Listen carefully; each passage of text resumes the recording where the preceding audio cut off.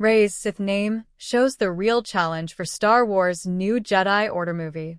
6 years after the release of Star Wars, The Rise of Skywalker, the Star Wars franchise has made a future Rey Skywalker challenge even bigger thanks to her Sith name. In the final chapter of the Skywalker saga, Rey was revealed to be the secret granddaughter of Sheev Palpatine, the resurrected galactic emperor seeking to reclaim the galaxy once more with his final order. While Rey eventually resisted his influence and rose with the power of multiple generations of Jedi flowing within her, there were initial fears she was destined to inherit Palpatine's dark legacy as a Sith Lord. At the end of The Rise of Skywalker, Rey takes the opportunity to claim the last name Skywalker as her own with the approval of Leia and Luke Skywalker's Force ghosts, rejecting the Palpatine last name regardless of her blood ties. However, this has always been a controversial moment among the Star Wars fandom for various reasons, good and bad.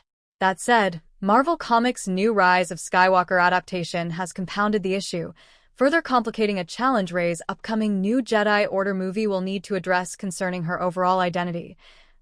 In the actual Rise of Skywalker movie, Rey receives a vision of herself as a Sith Lord while searching for the Wayfinder in the ruins of the second Death Star, specifically what's left of Palpatine's throne room.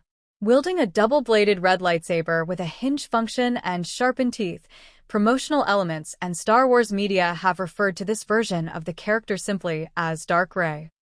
This is opposed to any kind of actual name unique to her status as a potential dark side wielder, like one beginning with Darth.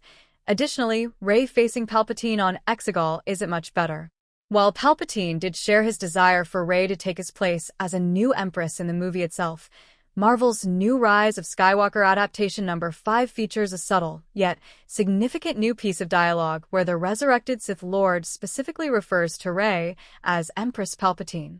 Keeping that in mind, one can argue that this isn't much of a Sith name at all, while also being just as problematic as the name Rey Skywalker.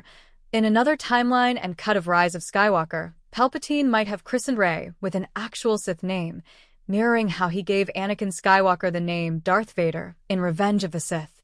Likewise, even Emperor Palpatine himself had Darth Sidious as his true name.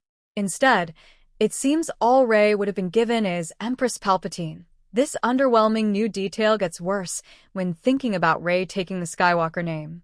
Rey defining herself by an existing legacy had already been a point of controversy, especially after Rian Johnson's The Last Jedi, which had set up the perfect means for Rey to be her own entity. Now, we know that Rey joining the dark side would have simply seen her embracing a different pre-existing name and legacy. In both cases, Rey is defined by what came before, which is less than ideal as we look forward to the upcoming new Jedi Order movie. There's certainly an argument to be made that Lucasfilm's best course of action might be to avoid exacerbating the Rey Skywalker issue altogether.